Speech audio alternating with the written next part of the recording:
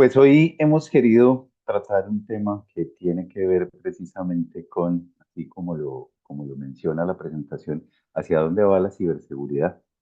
Y hacia dónde va la ciberseguridad, más allá de ser una pregunta retórica, más allá de ser una pregunta filosófica, está relacionado principalmente con que a principios de este año surgió un estudio, que es lo que les quiero compartir, comenzando eh, con este meme bastante conocido por muchos, ¿no? Esto es como el estado actual de ciberseguridad en muchos lugares, en muchas partes, en muchos países y en general como la sensación hoy en día, ¿no? Como que todo está bien, pero alrededor realmente tenemos todas las cosas en llamas.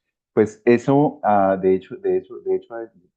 eso ha hecho eco el Foro Económico Mundial, que publicó a principios de este año un estudio bastante interesante que se llama Global Cybersecurity Outlook 2025, que expone unos puntos muy específicos relacionados con precisamente hacia dónde va la ciberseguridad y cuáles son las principales preocupaciones en términos de ciberseguridad que estamos enfrentando, no solo a nivel países, sino pues a nivel corporativo y en algunos casos hasta a nivel personal.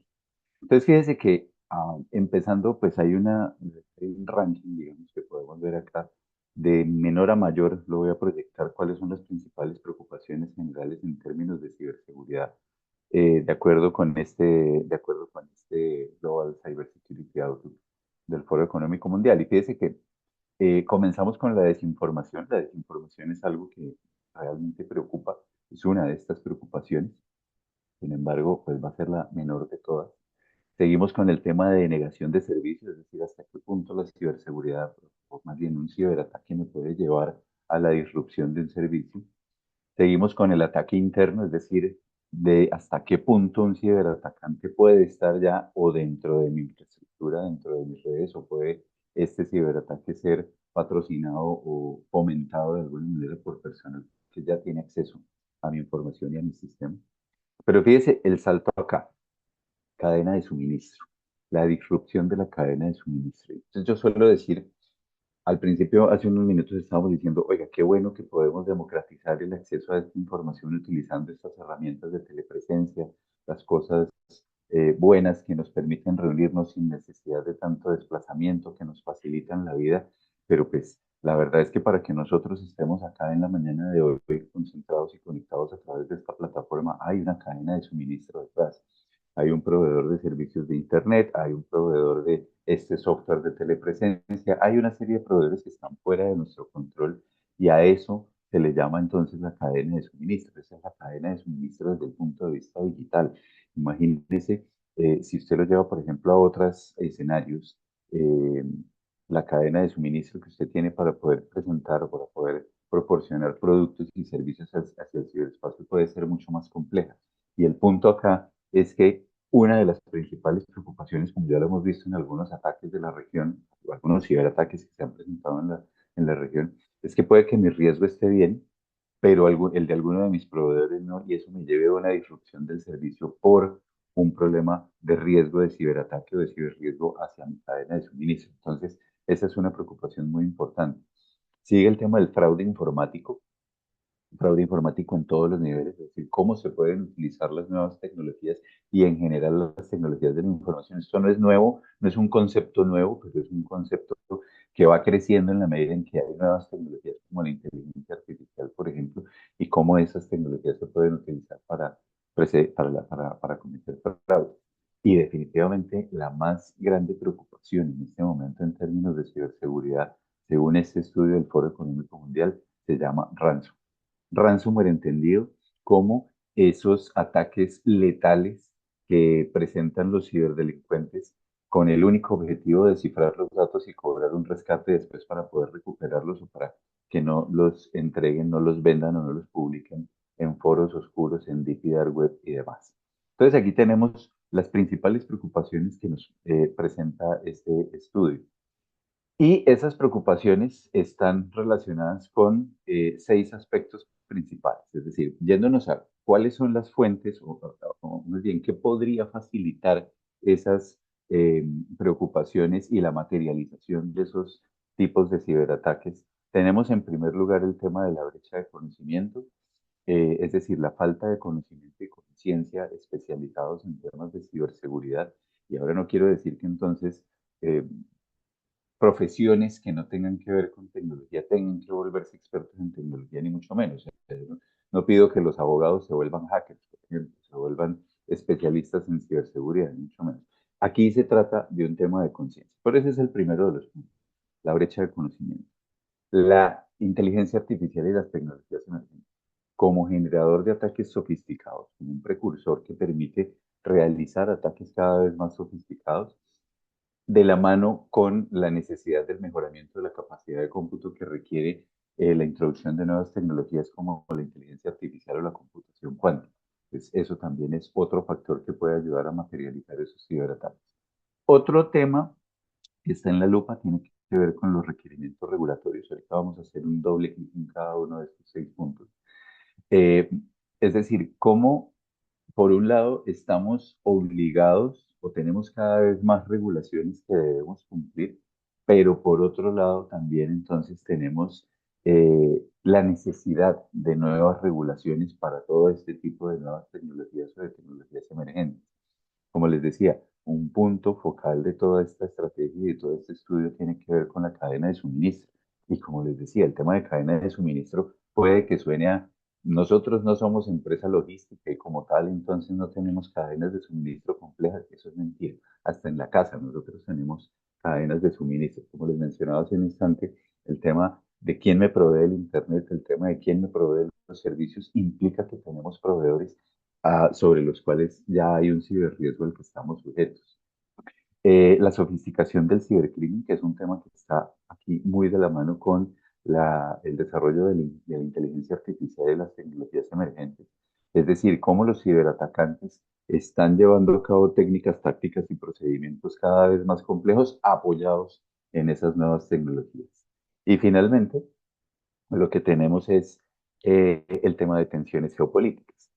Aunque uno no lo crea, ese tema de las tensiones geopolíticas implica preocupaciones para todos desde el punto de vista de ciberseguridad, porque las diferentes guerras y las diferentes cosas que están pasando en el mundo están facilitando el desarrollo de armas cibernéticas, están facilitando o más bien patrocinando temas de ciberespionaje y entonces eso termina siendo al final de cuentas una preocupación de manera global. Entrando en materia, con esa primera parte, ¿a dónde debemos enfocarnos nosotros? ¿Cuál es la sugerencia? Cuando estamos hablando de la brecha de conocimiento en términos de ciberseguridad, hay que verlo desde sus perspectivas.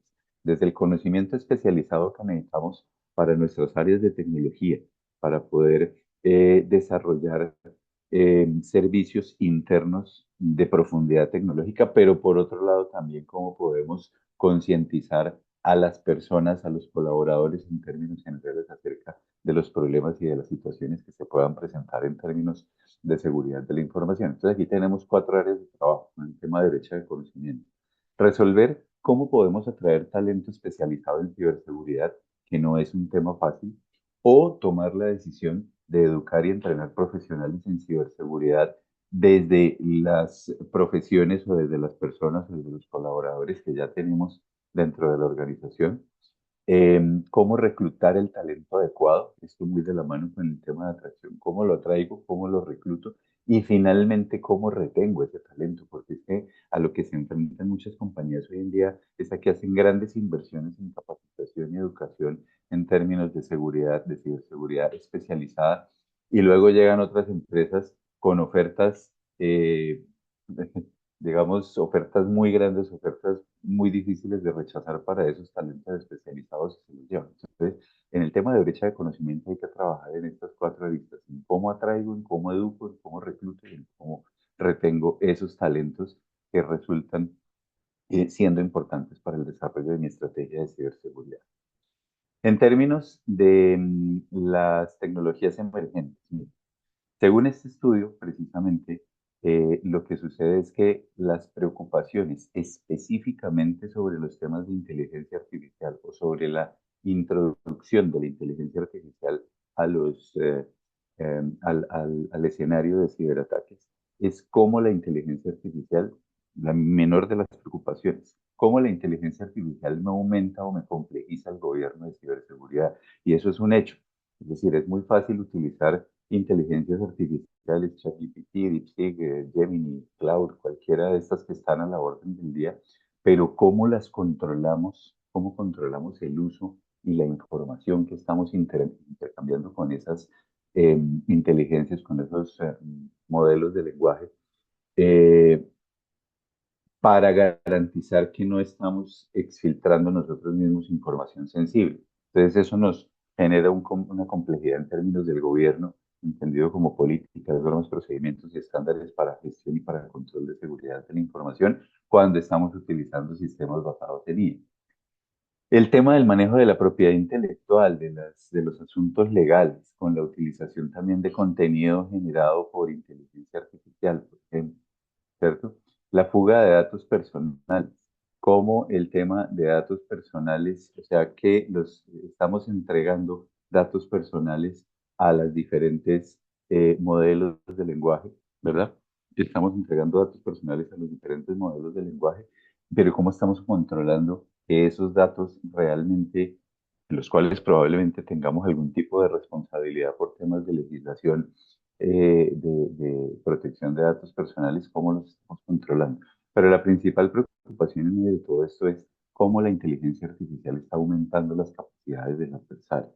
Es decir, cómo los ciberatacantes están utilizando inteligencia artificial, incluso modelos, y aquí yo tengo que hacer una aclaración, no solo los modelos públicos que de alguna manera tienen una serie de controles, sino modelos, hay modelos de inteligencia artificial que se pueden utilizar o que se pueden incluso crear en ambientes totalmente fuera de control. Es decir, que yo puedo entrenar específicamente para que sean malos, para que desarrollen ciberataques, para que desarrollen tácticas mucho más complicadas. Entonces, en ese sentido, la inteligencia artificial está aumentando esas capacidades del adversario para hacer ataques más certeros y para hacer ataques mucho más eh, complejos de detectar y de tratar y de atender. En ese sentido, pues hay unas varias proyecciones. Por ejemplo, se proyecta que los ciberataques basados o que han adoptado técnicas de inteligencia artificial van a superar los 10 trillones de dólares en este año 2025, son proyecciones de Cybercrime Magazine, y que la adopción de la inteligencia artificial en el cibercrimen va a generar un incremento significativo de estas tecnologías por parte de los cibercriminales. ¿Y a dónde va eso? Al desarrollo de malware inteligente, al desarrollo de software, de virus, más bien de virus maliciosos, de ransomware y de ese tipo de ataques mucho más inteligente y adaptable. Inteligente y adaptable significa que, a diferencia de lo que estamos acostumbrados, hoy en día entonces tenemos malware que puede ser, que puede adaptarse a las condiciones específicas de su entorno, que puede mutar o que puede cambiar para evadir las defensas y para evadir, por ejemplo, a los antivirus y a los XDR y todo ese tipo de cosas, evadir las defensas tradicionales. Entonces, virus que pueden mutar o que pueden cambiar y que se pueden adaptar e incluso que se pueden personalizar, que ese es el mayor de los riesgos, porque pues, prácticamente un virus hecho a la medida para una organización específica o para una persona específica tiene unas implicaciones importantes. El tema del phishing personalizado, es decir, de la construcción de mensajes basados en inteligencia artificial que puedan simular mucho mejor de lo que lo haría un humano, el tipo de discurso, la tónica, los colores, es decir, generar correos o generar contenidos que suplanten a las entidades, que suplanten o a nuestra organización de una manera muchísimo más convincente de lo que podríamos hacer.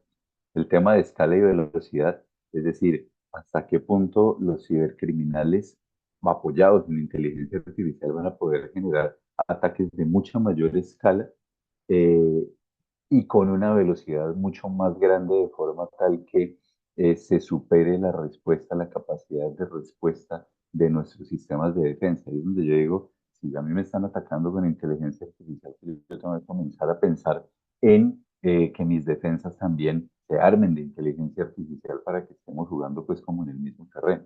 Y finalmente el tema de manipulación de datos, es decir, cómo los mismos datos o con los que han sido entrenados los modelos de inteligencia artificial o los datos que nosotros le estamos entregando a modelos de inteligencia artificial por la situación que sea, pueden generarnos un riesgo al intercambiar de pronto información sensible a partir o del hackeo de los modelos de inteligencia artificial o de la entrega voluntaria que hacemos de ese tipo de información para que la procesen esos modelos de inteligencia artificial.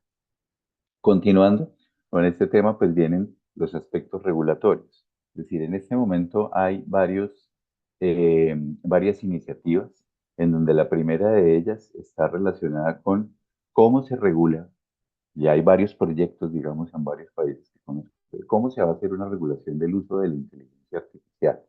¿Cierto? Ese es un tema prioritario en este punto, porque si bien ya hemos superado todo el tema de datos personales, y que está por aquí en alguna de estas actualizaciones de normativas de protección de datos, pero en este momento estamos necesitando o hay varios proyectos más bien que están propendiendo por la regulación de los mecanismos de inteligencia artificial, por la protección de las infraestructuras críticas, entendido como infraestructura crítica, la infraestructura financiera, por ejemplo, la infraestructura de telecontrol, la infraestructura de servicios públicos y demás, que suelen ser derivados de ataques importantes, pero que tienen un impacto mucho más grande en el día a día de las personas. La actualización de las normativas de protección de datos, ahí está el tema de ISO 27037, por ejemplo, el cual también tenemos un curso acá eh, relacionado con la protección de datos personales, pero pues esas normativas hay que llevarlas, hay que revisarlas y hay que llevarlas a que sean completamente y realmente aplicables eh, o que se afinen, mejor dicho, de manera permanente a lo largo del tiempo. El fortalecimiento de la ciberresiliencia organizacional, es decir, hasta qué punto nosotros estamos en capacidad de nuestra organización de resistir un ataque mientras podemos continuar con la prestación del servicio. Ese es el concepto de resiliencia. Concepto de, digamos que hay un concepto que viene de antaño que es vamos a prevenir para que no nos pase el ciberataque, pero el concepto de resiliencia que se está utilizando, que es más común hoy en día, es, bueno, ¿cómo logro continuar con la prestación de mi servicio aunque esté bajo un ciberataque? La protección contra la violencia digital, que es muy necesario, todo el mundo se anonimiza o siente algún tipo de anonimización con las redes sociales y creen que pueden decir lo que quieran y amenazar y hacer lo que quieran en redes sociales. Esto va muy de la mano acá con esta parte del control de contenido también en redes sociales y la regulación del uso del software espía, que también, si bien hay regulaciones en materia de inteligencia en diferentes países, pues también se ha salido de control. Todos recordamos el caso de Pegasus, por ejemplo. Se ha salido de control todo este tema del software espía y también pues debería estar atado, lo que dice el deber ser es que debería estar relacionado con las leyes de inteligencia, pero pues en la práctica termina siendo un software que puede ser utilizado por el mejor postor, incluso sobrepasando ese tipo de leyes, ese tipo de regulación. El tema de cadena de suministro. Cadena de suministro, como les he dicho, es un tema bien importante. ¿Por qué? Porque nosotros tenemos que entender que si bien todos esos tipos de ataques a los que estaríamos enfrentándonos y los que queremos prevenir dentro de nuestra organización son los mismos tipos de ataques que van a atacar, valga la redundancia, a cualquiera de los puntos de mi cadena de suministro. Entonces, vamos a poner un ejemplo práctico de un caso que sucedió hace algunos años. Había una organización bastante conocida, una empresa muy conocida que proporciona, que todavía lo hace, infraestructura cloud, que proporciona infraestructura tecnológica para muchos de sus clientes, que tuvo un ataque de ransomware, ¿cierto? Que afectó muchos de sus virtualizadores de máquinas. Y en ese proceso de ese ataque de ransomware, pues lo que sucedió finalmente es que cuando este proveedor, que era crucial para servicios de gobierno, médicos, un montón de servicios en Latinoamérica, fue atacado, pues como un efecto dominó terminó afectando a todos sus clientes. Entonces, fíjese que no era el riesgo del cliente, que seguramente estaba controlado, era el riesgo de este proveedor que terminó afectando al cliente. Y pues del lado del cliente, obviamente, eso puso de manifiesto que A veces confiamos demasiado en los controles que tienen nuestros proveedores y es algo donde hay que poner un poco más de atención. Entonces, finalmente, ¿cuáles son esos ciberataques que están orientados al manejo o a tratar de corromper esa cadena de suministro digital? Pues sigue siendo el tema de ingeniería social. Muchos atacantes se han dado cuenta que tal vez es más fácil tratar que si le quiero llegar al Banco de la Alegría, por decir algo, pues tal vez el Banco de la Alegría tiene muchos controles y es muy prolijo en su gestión de ciberseguridad, pero su proveedor de call center o de contact center de pronto no. Entonces puedo intentar un ataque de ingeniería social más bien con el proveedor que tiene acceso a los datos del cliente principal y comenzar a desarrollar y a materializar esos ataques por ahí. Hay otros ataques de gran escala que han sucedido sobre todo con sistemas cloud, como el Office 365, como bueno, sistemas cloud de gran escala, que es la inyección de malware.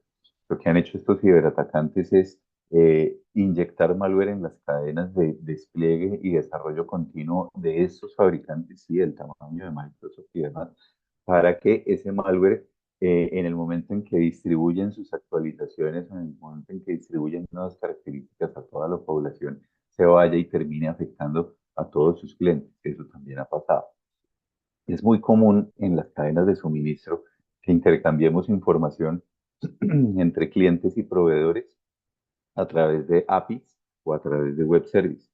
Es decir, como establecer esos puntos de comunicación en donde un proveedor puede obtener información de otro o de su cliente o de otros proveedores.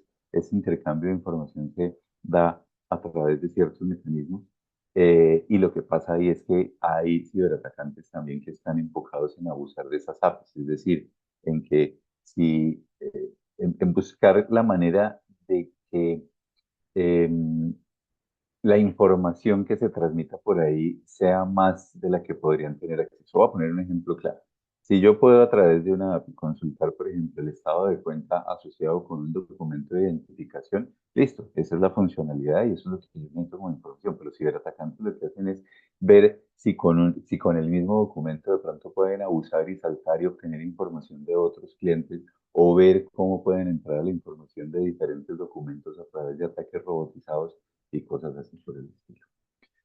Los ataques de ransomware, pues como lo mencionaba al principio, yo creo que es lo más letal en términos de toda esta cadena porque genera el efecto dominó. Es decir, si sale de operación un proveedor crítico, pues por supuesto que el proveedor crítico va a terminar afectando a todos sus clientes. O la manipulación de los datos, es decir, cómo en los procesos automatizados se puede infiltrar o se puede manipular información que pueda ser crítica, por ejemplo, para estafas eh, para suplantar correos, para suplantar a los pagadores, por ejemplo, a quienes autorizan transacciones, todo ese tipo de cosas, para enviar mensajes a la cadena. Entonces, el caso típico de la manipulación de datos es, como les decía, una estafa B, en donde el ciberatacante lo que hace es o comprometer el correo electrónico del autorizador o generar una suplantación vía phishing de ese correo del autorizador para decirle, para mandar la instrucción de pago a su tesorero para que diga a este proveedor hoy en día le tenemos que pagar esta nueva cuenta y entonces por ahí se desvían los fondos. Todo ese es el tema de manipulación de datos en términos de la cadena de suministro. Es un tema bien sensible y yo los invito a que pongamos un poco más de atención a todo este tema de cadena de suministro digital que es tan usual o que es tan común en estos días. Cuando hablamos del tema de sofisticación de los ciberdelitos, pues estamos hablando de una serie de preocupaciones, en donde la principal de ellas es cómo la inteligencia artificial está ayudando a mejorar y a hacer más certeros y más letales los ataques específicamente a infraestructuras críticas. Es este primer punto que estamos mandando acá hacia infraestructuras críticas, lo que implica eh, que cosas que de pronto se nos salen de la cabeza como humanos, resueltas con inteligencia artificial, nos permitan tener unos ataques de mayor amplitud hacia estas infraestructuras críticas, incluso hacia infraestructuras de telecontrol. Pero ¿qué más estamos viendo? Ransomware como servicio evolucionado. El ransomware entendido como pues, los cibercriminales también utilizan nubes de ciberdelitos en donde con un par de clics pueden comprar una campaña de ransomware completamente personalizada y compartir las ganancias con el proveedor de servicios. Eso también está siendo mejorado, sofisticado en términos de inteligencia artificial. Ya se los mencionaba antes, cómo la inteligencia artificial está siendo utilizada en malware y en phishing altísimamente personalizado. Los temas relacionados con software espía potencializado con inteligencia artificial, que sepa de qué fuentes y hacer una valoración, por ejemplo, de cuál información puede ser más interesante que otra, en lugar de generar el ruido que generaría, por ejemplo, la exfiltración masiva de datos. Compromiso de las APIs y los servicios web, que lo estábamos hablando hace un instante con el tema de cadena de suministro. Específicamente los ataques a la cadena de suministro digital ya en toda su extensión, ataques a los mismos entornos de inteligencia artificial. En algún momento nosotros comenzamos a ver que los mismos ChatGPT, este tipo de modelos de lenguaje comenzaron a ser atacados específicamente para poder extraer su información con la que habían sido entrenados, en donde pues, por supuesto había muchísima información sensible. Y fíjese estos dos, cómo la inteligencia artificial está siendo utilizada para suplantar algunos temas biométricos, es decir, por ejemplo, para suplantar la geometría de mi cara o la voz, para superar temas de autenticación, pero más específicamente, cómo se está utilizando artificial para la producción de deepfakes, es decir, de contenidos de audio y video, simulando una persona, típicamente personas pues, ampliamente conocidas, para poder ejecutar mecanismos de extorsión a través de esa suplantación de esas personas. Entonces, pues, el resultado de eso es que a usted le pueden estar enviando un video con la voz y o sea, con la presencia y con la voz de alguien que usted conoce en una situación en donde le piden dinero o en donde lo comienzan a extorsionar, ¿cierto? Y pues al final está todo el tema de la manipulación de datos en tiempo real utilizando estos mecanismos de inteligencia artificial. Entonces, fíjese que aquí hay varias aristas o varios puntos en donde ya comenzamos a ver la introducción de la inteligencia artificial para sofisticar las técnicas, tácticas y procedimientos de los ciberdelincuentes. La respuesta a esto tiene que ser precisamente unos mecanismos de ciberdefensa también basados en inteligencia artificial, porque si no, esto se nos va a salir de las manos. Y pues preparémonos para lo que viene. Ya se está volviendo un poco más común todo este tema de la computación cuántica y de la mejora de capacidades de cómputo, que eso va a ser un cambio gigantesco o sea, imagínense, donde un ciberatacante, donde un grupo de ciberatacantes que tienen muchísimo dinero, algunos de ellos, logre hacerse a mecanismos de computación cuántica con inteligencia artificial, los ataques van a ser una cosa del otro mundo, justamente. Entonces, es algo a lo que hay que comenzar a ponerle atención. El tema de tensiones geopolíticas, pues, tiene que ver con varios aspectos. Primero, el aumento de los ciberataques patrocinados por estados y el incremento de ataques en infraestructuras críticas de otros estados, es decir, quién genera una ventaja, eh, eh, pues una ventaja, ya no se puede decir militar, diríamos como cibermilitar, frente cualquiera de los dos o de los N países que estén en conflicto, ¿cierto? ¿Cómo se utiliza o cómo se desarrollan herramientas de espionaje industrial para el hurto de propiedad intelectual? En otras palabras, espionaje clásico, pero eh, automatizado y sofisticado con inteligencia artificial, la manipulación de opinión pública y desinformación, que eso lo estamos viendo y lo vamos a ver cada vez más recurrentemente con campañas políticas o con las intenciones que puedan tener diferentes sectores en imponer de alguna manera su opinión, y lo que hacen con la manipulación de la opinión pública y la desinformación, pues no es nada diferente que generar muchísimo contenido para que, o sea, ya no lo tratan de convencer a usted de que su idea es buena, sino que generan tanto contenido que cuando usted comienza a buscar información acerca de esa idea se va a encontrar muchos comentarios o mucho direccionamiento de opinión en ese sentido, y eso lo va a ayudar a convencerse. Lo vimos desde las elecciones del periodo pasado de Donald Trump, en donde participó Cambridge Analytica, estoy hablando un poco de historia, pero pues eso también fue como el precursor de todo este tema. Las interrupciones en la cadena de suministro siguen siendo un tema patrocinado precisamente por estados en conflicto, pues porque obviamente es mucho más fácil atacar, ciberatacar una cadena de suministro de un país contendor que otra cosa. Regulación de la soberanía digital es algo en lo que hay que trabajar. El control del desarrollo de armas cibernéticas, porque también ya se está viendo. La escalada en el uso del ransomware como herramienta geopolítica, es decir, cómo se tratan de utilizar ese tipo de ataques, ya de pronto no tanto con un objetivo de obtener un rédito, sino en este contexto de las tensiones geopolíticas, sino de inhabilitar realmente y generar una ventaja con el país adversario o con los países adversarios. Y hay dos temas específicamente que están comenzando a surgir, que son este número 5 y el número 8 relacionado con el tema geopolítico. Ya se está comenzando a hablar de la soberanía digital, que pasamos del concepto de globalización, en donde ahora toda la información con las nubes está regada por todas partes, que no está mal, a comenzar a discutir acerca de la soberanía digital, es decir, acerca de cómo de cómo los estados aplican fronteras en términos de la información que se comparten con otros estados. Y también toda la parte, y eso va muy de la mano con otro concepto que es el de la fragmentación del Internet. El caso más evidente y más ejemplarizante de la fragmentación del Internet lo tiene China, por supuesto. Es decir, ellos tienen sus redes, ellos tienen su Internet, ellos tienen su acceso a muchas cosas, pero controlado, digamos, como en una burbujita muy aparte de lo que tienen otros países en el mundo. Entonces, aquí hay dos discusiones a las que hay que ponerle bastante atención, eh, principalmente por dos razones, porque este par de discusiones de la soberanía digital y de la fragmentación del Internet nos pueden llevar a algo que se venía hablando desde hace muchos años, que es precisamente el control, regular, limitar la libertad que tenemos hoy en día en términos del uso de Internet y de nuevas tecnologías. Entonces ahí hay que poner un poco más de atención.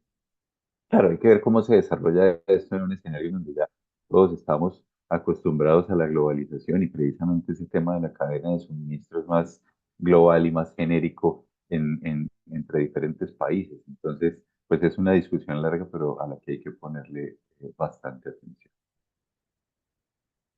¿Qué debemos hacer o cuáles son las recomendaciones en términos, digamos, recomendaciones estándar para nuestras organizaciones, digamos, como para comenzar a afrontar y a adquirir un poco más de control con respecto a todo esto que estamos hablando? Pues yo siempre he dicho, lo primero que hay que hacer es conocernos al detalle, tener un inventario muy detallado de nuestros activos de información, saber a qué estamos expuestos, saber qué tenemos en términos informáticos y saber, como estamos con cadenas de suministro, cuáles son nuestros proveedores críticos. Es muy importante entender cuáles son nuestros proveedores críticos y cuáles son nuestros activos críticos y tomar medidas que nos lleven a entender, tomar medidas que nos lleven a controlar y sobre todo a tener de pronto contingencias, o establecer contingencias frente a esos activos y proveedores críticos. Cuando estamos hablando de cadena de suministro es muy importante que con esos proveedores críticos por lo menos se lleve a cabo un desarrollo de compromisos contractuales de ciberseguridad y que yo pueda auditar esos compromisos contractuales en términos de garantizar de alguna manera o poder controlar el cumplimiento que tengo con mis proveedores frente a esos compromisos. De nuestro lado organizacional, pues controlar el acceso basado por roles, es decir, el acceso de mínimo privilegio debería ser la regla general y por qué no llegar incluso a una estrategia de cero trust. El tema de los controles técnicos, si hacemos ejercicios de vulnerabilidades, de identificación de superficie de ataque y todo ese tipo de cosas, pues desarrollar los controles técnicos necesarios y pues al final hoy en día también está muy de la mano el tema de la suscripción de pólizas de ciberseguros, pero pues en este contexto obviamente que esas pólizas incluyan no solo las coberturas propias de pérdida propia, sino las coberturas derivadas de disrupción de negocio de terceros, en este caso de los proveedores. Pero fíjense que esto es un embudo porque la idea es que yo desarrolle dentro de mi organización todo el procedimiento de gestión de ciberseguridad y las pólizas terminen siendo un fallback, terminen siendo, digamos, como el plan de contingencia en caso de que todo lo que he desarrollado, tema que se me haya quedado algo fuera de la cabeza, me hecho de que eso falle, porque pues el riesgo en ciberseguridad nunca es cero, pues ahí tengo la póliza. Lo digo ¿por qué? Porque hay otras organizaciones que piensan que la adquisición de las pólizas ya, que con tener pólizas ya no necesitan desarrollar mecanismos de ciberseguridad al interior, y eso no es cierto. ¿Sí? Eso no es cierto para nada. Entonces las pólizas tienen que terminar siendo eh, un tema digamos, como de resorte en caso de que, de último recurso, en caso de que toda la estrategia de ciberseguridad falle, pues bueno, ahí está la póliza que nos permite navegar por los incidentes y demás. De eso vamos a hablar precisamente, como lo mencionaba Ernesto, en noviembre, porque la idea es que hagamos un doble clic de todas estas pólizas cyber y entendamos muy bien coberturas, procesos de suscripción, que entendamos bien de qué se trata todo ese tema y hasta dónde podemos llegar con las pólizas cyber. Eso lo vamos a ver en noviembre entonces. Estrategias. Pues hombre, definitivamente en nuestras organizaciones debemos propender por la validación de identidades, trabajar mucho alrededor de la validación de identidades. Es decir, que podamos utilizar mecanismos que nos garanticen claramente y muy certeramente quiénes son las identidades o las personas que tienen acceso a los diferentes tipos de información. Pensar en el tema de Zero Trust. Zero Trust es una estrategia de ciberseguridad que busca, muy atada al tema de la ciberresiliencia, que busca la protección del dato al final. Eh, y cuando hablo de la protección del dato es, así me ataquen y me exfiltren los datos, no puedan hacer nada con ellos. Es decir, yo me encargué de la protección del dato más que de la protección del entorno, sin querer decir que la protección del entorno no sea importante. Desde la última